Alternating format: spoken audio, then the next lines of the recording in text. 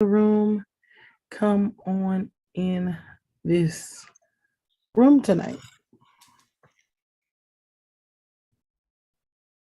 Come on in the room.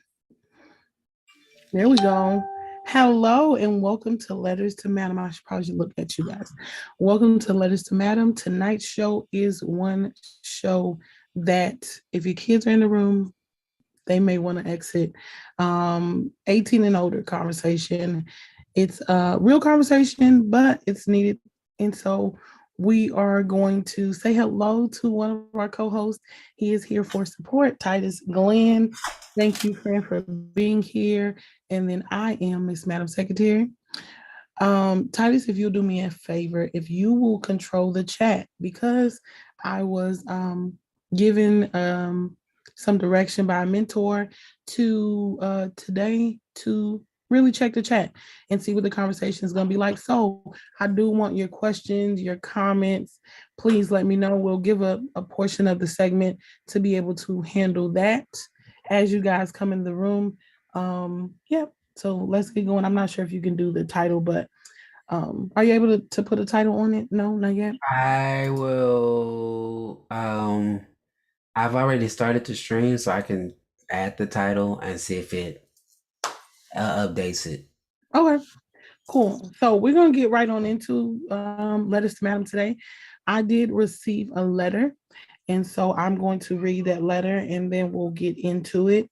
I will give a little bit of a backstory. This letter was written after some sort of an incident that happened to me this past week. And so, because we are here on a platform, we do offer a portion of our life to you, to the audience, to Facebook, to YouTube. And because Letters to Madam talks about relationships, and why not really do the work and talk through the process? So, I'm going to read the letter and then we'll get on into it. The letter says, Dear Madam, on last Friday, you showed a level of super strength with opening up about your personal life. It was empowering, which leads to my question. How can someone watch or listen to be brave enough to share that on social media for support of those who really care? I'll break down around about what I believe the letter is really trying to say is that, being able to speak of what you're going through in real time or speak to, depending on the situation, speak to if it's a person, someone that hurt you, being very honest, how do you speak to that person? Or how do you speak of an occasion that may be, very, very traumatic? Or it may be something that you may not want to bring up or think about anymore, right? How do you do that and be brave in the moment? So, I guess I'll start, right? Because we know Titus is here for support. So he may not be chiming in today, but it's up to you. So I'll speak to the part about how do you be brave, right? I want to say I'm not sure if it's a thought. I don't know if anyone is brave enough to think about being brave. Sometimes things happen and in the moment, or you think about the charge that may be on your life, you think about who you can help or who you may be helping.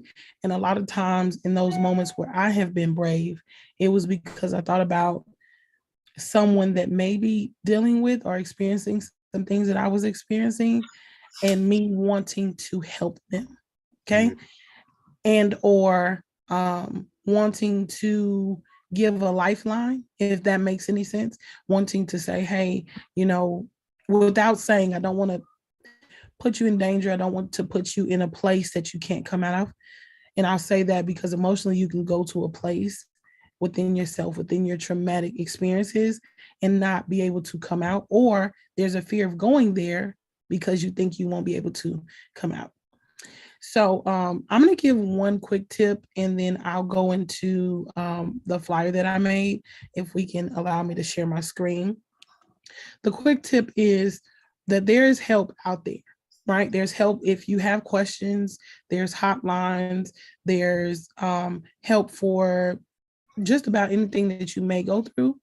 And so with that being said, I want to read what I have. I'm going to share my screen, so be patient with me. Give me 1 second.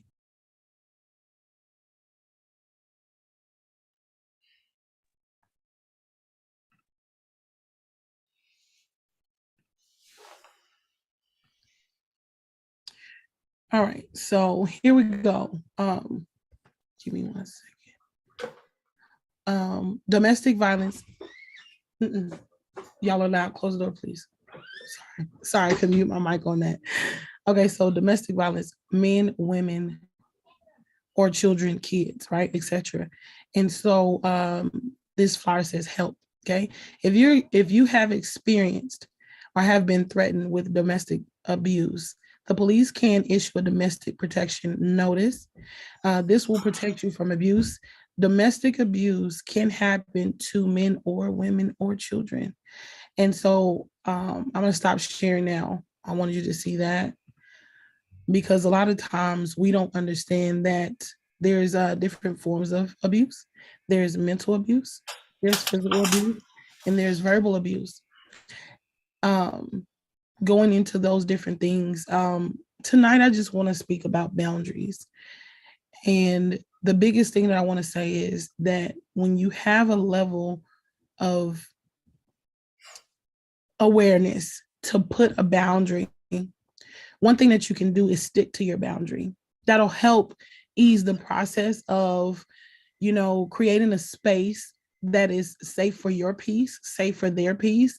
And it also empowers you in a way for you to understand what, I have a boundary. This is what I'm okay with, and this is what I'm not okay with. Mm-hmm. And like I said, that speaks to emotional, physical, verbal. If someone is speaking to you in a manner that is abusive to you, it's okay to say, hey, you know what? I'm not comfortable with that. If someone is treating you in a way that is, not good for your mental space, or you don't feel comfortable with how they're treating you, you're okay to say, I'm not okay with that. I'm not comfortable. Mm-hmm. And if you're being physically assaulted, it's okay to say, or to even tell yourself, let me remove myself. You put up the boundary that you're not okay with it. You remove yourself. And I just want to put to bed one thing. Sometimes people will say, why did you stay? You did it too. You strongly, that didn't really hurt your feelings, right? That's a form of control. And I want everyone to know, with that form of control, you have the power to take that back and say, you know what? You may say I've done it. And if I do it, please allow me a chance to ask for your forgiveness. But it's not okay. And I am voicing here today that I'm not comfortable with that. So I just wanted to put that out there, right? Because generally speaking, this is not a conversation that is entertaining. It's not a conversation that people tend to be drawn towards. This is not a conversation that people like to visit. But I'll say here now that this is something that we should visit, because there's somebody, and I pray and I hope today that I help somebody by saying that, in the sense that, I have not been comfortable in certain situations. Me speaking out on it's giving me peace. If not for no one else, it's giving me peace of mind. I'm able to move forward. I'm able to understand my own boundaries. I'm able to grow. And so with that growth, I'm able to, answering the question in the letter, I'm able to be brave and courageous and move forward without guilt, because there's nothing that you can do to make it okay to be abused. Let me say that. There's nothing you can do or say that said it's okay to abuse me, verbally, mentally, physically. Have we all maybe been a part of it? Have I said some things that may hurt someone? Probably. And I hope to God that anybody that I've hurt, please forgive me, and or let me know so that I can ask for forgiveness. But that's not something that I try to do. And so, And if I do it again, please let me know. Nobody's above this. This happens all the time. And I also want to speak to this in I'll pass it to Tyson just to see if he has anything to say. Um Domestic disputes, this if you look at the statistics in the ones that are fatal, there's a large portion of those fatal incidents that were never supposed to happen, that were so-called accident. I didn't mean to go that far. And so it's kind of that line that you should never cross it, because how do you know what is too far? Right? So with that being said, I'm trying to make sure that I'm connecting with you tonight on whoever it is, me, whoever it is. If you do need some help, and I may have some tools, I can offer you, a phone number, or you can look it up on YouTube. I've Google those different web browsers. They have help. They have women's shelter. They have men's shelters. They have, if you just need a counselor, they have some, depending on your area, they have some counselors that can offer free help. But you got to go and look for it. And I think the first step is to understand that that person that is being abused is you. If you're being abused, you can't say, well, I deserved it. I made them mad or whatever. It's not okay. And the first step to me is making sure that you understand that you have control over saying when enough is enough. I want to say that. And I want to say that again. You have control over saying, this is enough. Stop. No, I don't like that. I won't allow that. I'm backing away. I'm walking away. You have the control and the power. You have that. Please believe you do. And if you are afraid, then maybe speak to someone that is close to you that you can speak to, and they won't mistreat your trust. Go to that person and let them know where you are, and maybe they can offer some help. And if you know somebody that's going through some things, check on them. Try to I want to say check on them. I'm gonna say this because I want to be very, very honest about it. Check on them in a safe way. Don't check on them in a way that puts you in danger too. Okay? I'm just being honest. Text message, or if there's somebody driving, a note, or if you see something, say something. I think there was a campaign. If you see something, say something. Calling the police on a situation that could be fatal. I'm okay with you if you're my friend, I'm okay with you being mad at me. I'd rather you be here on earth and us not friends than something happened to you and I wish I should have did something. So I'm going to take a breath, take a moment, and I'm going to see if my friend has something to say. I'm also going to say thank you, Titus, for your support. Do you have anything, or is there any comments? Currently, there's no comments or anybody saying anything. If I was going to add my 2 cents, I think what I would say in regards to the letter, like that bravery comes with detaching the shame of being abused. Mm-hmm. I think there's a level of shame when it comes to admitting that it happened, admitting that it happened to you, being okay to say that, hey, I did nothing wrong and that I didn't deserve it, and knowing your worth empowers you to say something. And I think a lot of times, I'll speak from the place of being in a space to where I feel like I was emotionally abused. Being accepting of it, maybe because of how you were brought up and you thought that this was how a relationship was supposed to be, or that was supposed to function, but then you begin to rise to a greater power, or the power in you, or the God in you, once you realize what I saw was not a reflection of how I should be treated, or even how a relationship should be. And from that, you begin to speak, and almost like you said, after everything that happened, you begin to speak in a way that frees you from the opinion of other people, because at that point it's like you have nothing to lose, or you don't have anything to hide. So and I think when you get to the point where you don't have anything to hide and you just want to be free from it all, especially when you know your truth and you're standing up in it regardless of what people say, because I feel like people have one side of what really happens in a relationship, because they pretty much lean towards the side to the person that they're closest to, but they never get the real insight on the full scope of what went down. And so when you're okay with people knowing your side, regardless of what they might think, even though they might have the other person's side, I think that awakens you to be like, you know what, I'm gonna tell my truth so you can really know the whole picture. And walk in it. Yeah.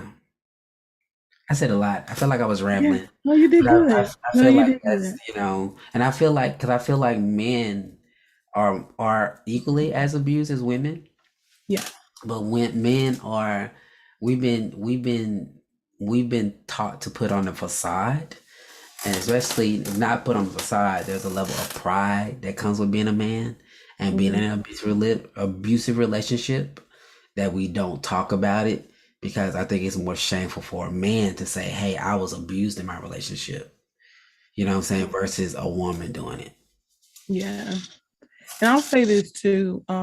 When I do the bunker box, the reason why I'm so very, very strong and stern on having tools, and not only having them, but using them, is because when a person gets to a place that they've communicated, right? And now I want to speak to the side of maybe even the abuser, right? When you get to a place in communication where you feel not heard, um, not taken seriously, you know, that's like you're backed in a corner, Mm, right? To the person that's abusing. And I want to say this: when you feel like you don't have you're not being heard, or what you're trying to say versus what you mean to say versus what you're saying is being taken out of context. When you feel like you're being backed in the corner or the other person is winning, take a breath, take a minute to really say, you know what, let me step away. Because when you stop using tools, you begin to use weapons. mhm, There is no playing fair when you go to war. mhm, That's just the truth of the matter. When one person picks up a weapon, the next person picks up a weapon. You don't get to say in the middle of the battle, go get your tool. mhm, It just doesn't happen.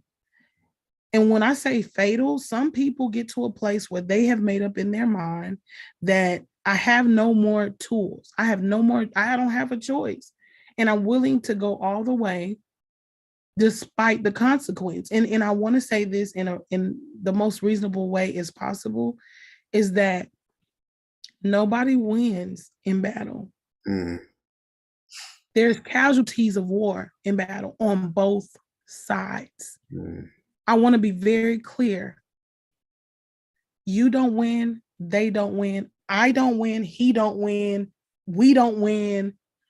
And if you're talking about kids, they don't win either.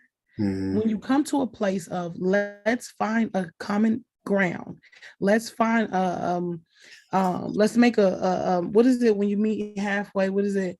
Let's make a what is it called? A compromise. A compromise, make a deal. A compromise of what let's take a little bit of what works for you, a little bit works for you, and a little bit that's going to benefit the child. We none of us will get everything, including the child will get everything that they want.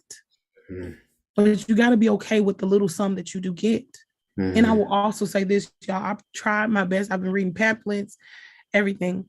Co-parenting is hard, but you can do it. You can do it. Take that relationship very serious and understand it is fragile, just like that rose on Beauty and the Beast, how it was inside of a glass and every day a petal fell. But the closer Belle got to love, the closer you got to love or doing things right, another petal fell. What I'm saying is, once you start understanding that me winning is when they win. When they win, I've won. When we come together and we have a common ground and we have a compromise, that little piece that they get, they may not get everything. They may not get the friendship. I'm just being honest. You may not get that mother and father friendship child. Dad, you may not get, I don't get to talk, I don't get to say who she dates. I'm just being honest. Mom, you may not get that level of, being able to make every decision that you want to. That is hard, but it's doable. And understanding the assignment, saying, you know what, I'm going to go into this and I'm probably not going to get everything I want, but this is where we are and we can live past this. It's when you make a decision, and I had to have a hard conversation, and I want to say this, people will probably think whatever they want about me, but I had to have a hard conversation with my son, and I let him know, I don't win, he doesn't win, and you don't win, because I am selfish, he is selfish, and you are selfish. How shocking is that to tell your child they're selfish? Let me tell you why. Help me. Hold your pearls. I am selfish because I see things from my perspective and my point of view this way. And I feel like in order for things to go right, it needs to go this way. He doesn't win because in order for him to get things right or feel like things are the way it needs to be, it has to go the way that he would do things. Mm-hmm. You don't get to win is because you think, well, I just want y'all back together. Mm-hmm. I just want y'all to work it out. Selfishly, so that you don't feel what you feel. I don't want to feel this way. He doesn't want to feel his way, or she doesn't want to feel whichever way it is. But the biggest thing is putting down everybody, not just, do it for the child, because this is something I also have to clear up. Before the child was ever there, it was those two. Mm-hmm. And a lot of times we work on the co-parenting relationship when the co-parenting relationship in the relationship was never broken. We're working on a relationship that wasn't broken. We parent very well. Mm-hmm. We just don't relationship very well. Mm-hmm. And because we don't relationship very well, and we don't want to talk about how we don't relationship very well, we try to pick apart the co-parenting relationship. Mm-hmm. And the things we probably didn't compromise in a relationship. But how do we make it work? We understood the assignment. We understood that she ain't gonna see it my way, but I'll compromise. And then he ain't gonna see it my way, but I'll compromise. We were forever giving and taking. Mm. But then once you get out of the relationship, why should I give? Why should I take? Mm. Right? How do we fix that? The co-parenting relationship is still a relationship. Mm-hmm. You still should give, you still should take, you still should compromise. And again, I'll say this too, if you've been married, if you're in a relationship, you are an animal in the zoo. Let me tell you why I say that. Because just like you go to the zoo and you see animals and you're outside looking in, people are outside of your life looking in, telling you what you should do to make it work this way. They can't do the work for you. And just like people say, the grass is greener on the other side. What if you're telling somebody something that could really damage them? Because you are outside and you don't see the bomb that they're about to step on. But you're telling them, go, go, go. Just like animals in the zoo, we beg for them to come to the window, but we don't see that there's a divider as a cliff. Mm-hmm. We keep begging them to come, and there's a divider right there that they will fall to their death. Mm-hmm. Understand that relationships are complicated, and nobody, just like you don't have the rule book on how to raise your kid, you definitely don't have the rule book on relationships. Mm-hmm. No one does. You can learn from your lessons, and you can teach somebody, and that may help someone. But this is a course that is on the job training. You have to do the work.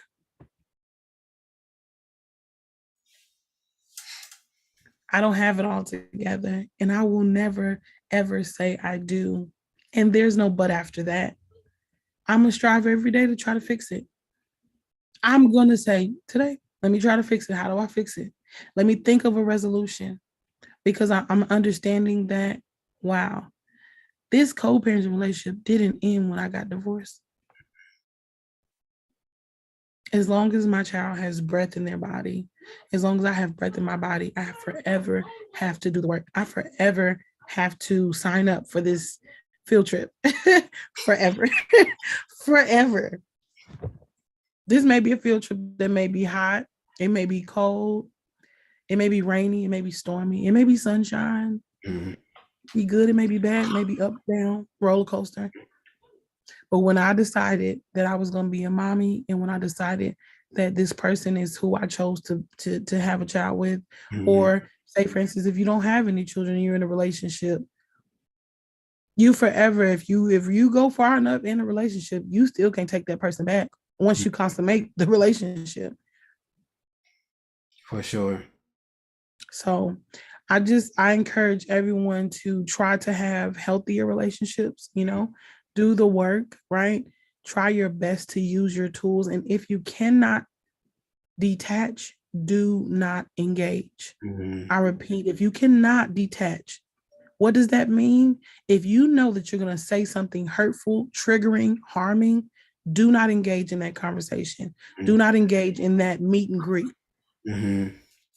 Literally, don't even walk up, so you never have to walk away. Right? If you understand the assignment, you say, you know what?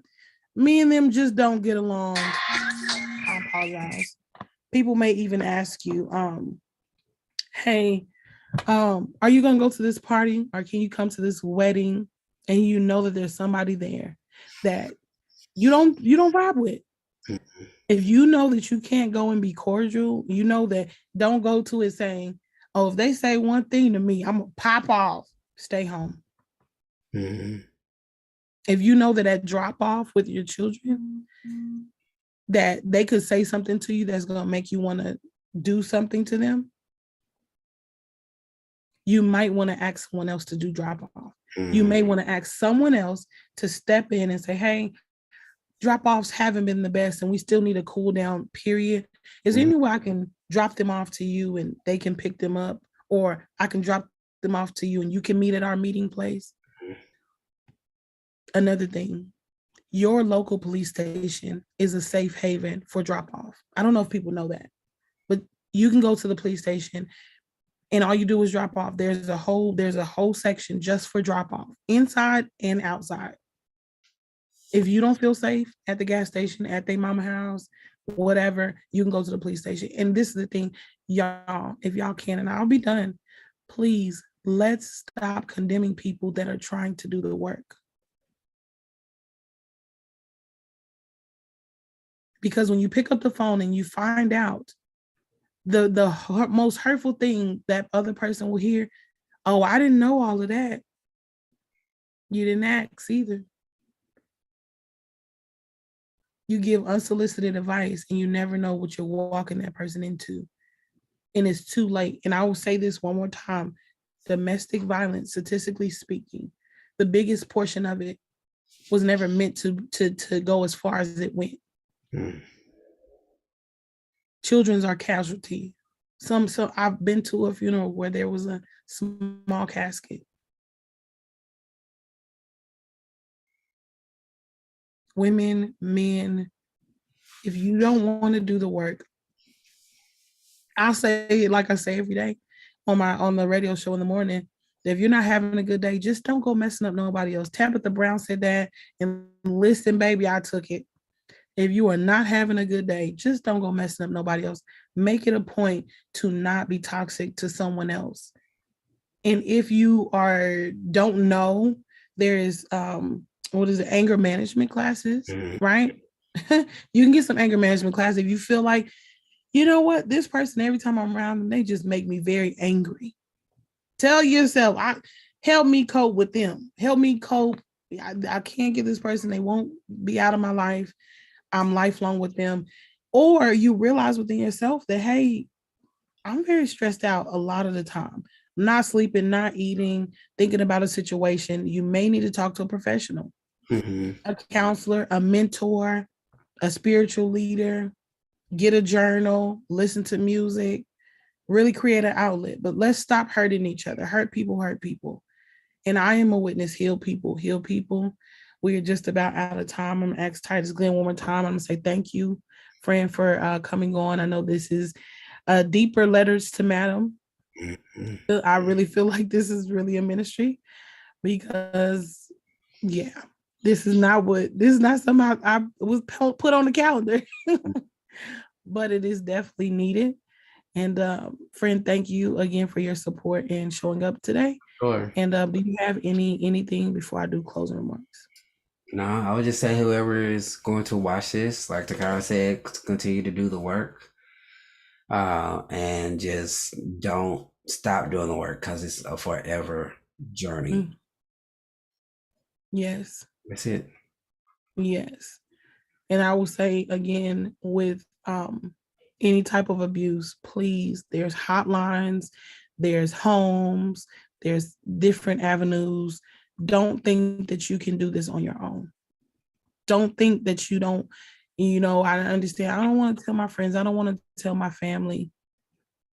Find a safe place. And if you have to tell somebody that you love, hey, listen, I need you to keep this between me and you, but I need to have a place that I can talk and I can get it right. And I want you to understand also, to the person that may be going through, sometimes your friends and your family walk away because they've given you advice. Mm-hmm. And they don't want to see you hurt in that way. They're not walking away from you. They're walking away from the pain that they see in you. It may be taxing or triggering to them as well. So just make sure to keep some things in mind. Keep it in mind that, this process through life is hard for all of us. Let's try to do the work, you guys. And that's Letters to Madam. We will be here next week at 7:00 for Letters to Madam. I pray that something that we said today helps someone. If so, and write your letters. Make sure you inbox me, Titus, or Takara, and send us your letters. I want to read them with you. And as you can see from today's show, we are going to do the hard work. So thank you so much, and we're out.